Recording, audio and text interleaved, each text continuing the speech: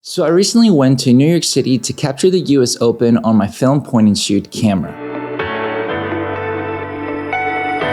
One of the main reasons I captured it on film was basically, honestly, well, I was told I couldn't bring my mirrorless camera, but then I found out that I could have, so that was great. But regardless, I was up for the challenge to get some cool memories shot on Kodak Plus 200 film stock with my point and shoot film camera. It all started with getting to the US Open. We decided to use the awesome metro system that New York City provides to be able to get there without having to deal with driving like I would have had to back here in Texas with all the horrible highways and traffic one can deal with on a daily basis. The trip is actually quite cool because you get to see a bit of different parts of the city since the metro gets to go above ground and you can see out the window to see more of what makes New York City be so great. Once we got there, we got to experience the incredible sight of seeing the crowds already enjoying what the US Open has to offer. The incredible massive stadiums and just the overall amazing facilities they offer at the tournament. Our first stop was to go check out the side practice courts to see how the great players from around the world got prepared for the matches of the day. It was pretty cool, honestly, to be up close and personal watching players like Tsitsipas, Sabalenka, and other players just to capture them on film.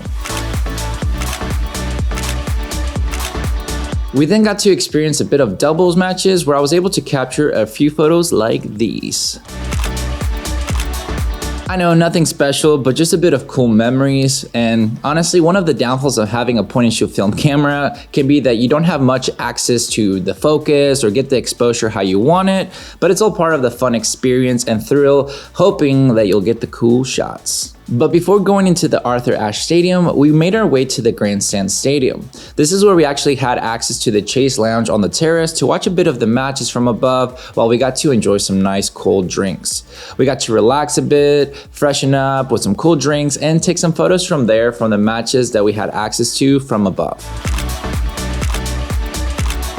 I even got to experience the last match for John Isner for his last ever pro match, which was honestly something very cool to see and capture.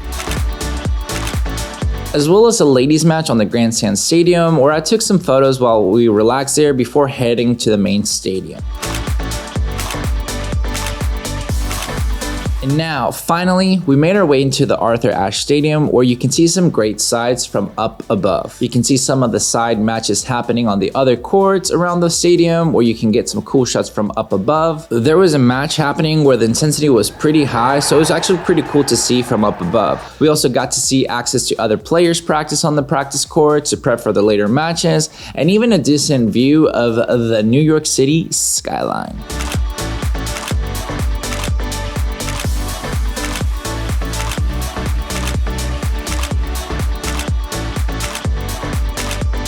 The moment to watch some matches inside the Arthur Ashe Stadium has arrived. This was a surreal experience to get to go back to again after not being back since, about 2015 when I last went to the US Open. We got to see a great match between Andy Murray and Grigor Dimitrov, Madison Keys versus Wickmeyer. So we got another section here for more of the Alcaraz the match to take some photos and see how it goes. Because it's a nighttime time, we're gonna see how I can do with the, film because I don't want to do the flash so much because I don't think you're allowed to. So we'll see how that goes.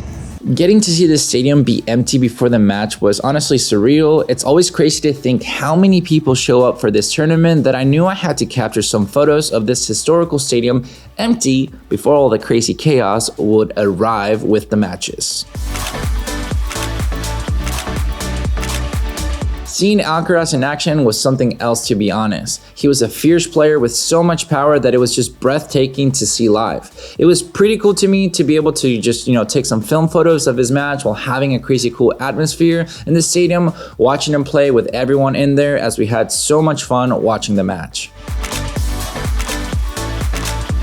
But honestly, having this experience at the US Open was something that I thought was really great because you get to experience the atmosphere, the chaos, the emotions and everything, and documenting them in just in a point and shoot film camera to me was something pretty cool because you get that nostalgic feeling of what it could have been back in the day. It honestly adds a different perspective and challenge having to shoot only with a point and shoot film camera, because you don't have, the settings that you could probably set up if you shoot with a more pro camera like my mirrorless cameras, or even like if I would have been able to just bring my Fuji camera in. It was kind of sad that I didn't bring it, because obviously everybody that I asked to, and even the US Open people, didn't really give me a clear answer when it came down to what gear I could bring into it.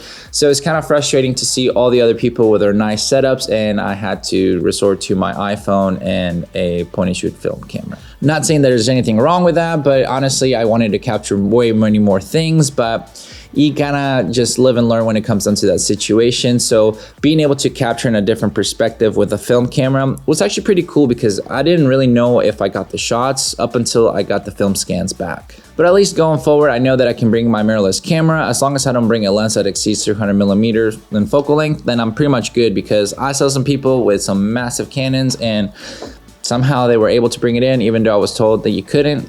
But it is what it is. But it was really great just to experience the tennis, watch it, get to just take some photos with film, because I myself, I'm a tennis player. I've played tennis my whole life since I was about 5 years old.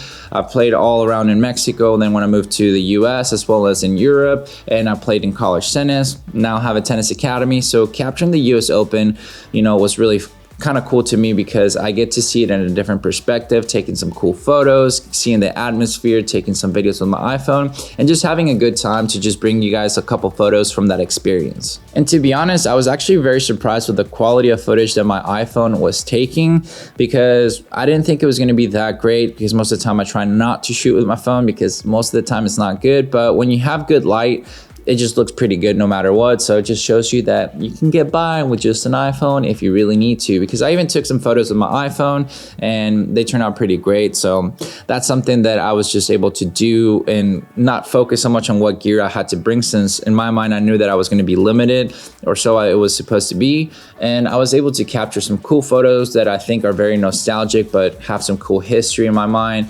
But capturing them film just really add that little bit of extra taste, that it really just was a lot of a fun experience, and just made it so much worth it to be able to stay there the whole day and capture some great photos while watching some amazing tennis. But overall, hopefully you enjoyed the photos and the experience that we had while going to the US Open, to get some education for more of the tennis academy, so I can, bring more knowledge to my students to get them to the next level, as well as being able to capture some cool photos for the YouTube channel to show you guys the experience at the US Open with a point and shoot film camera.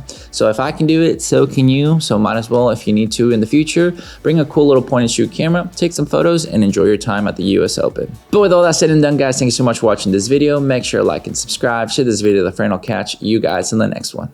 See ya.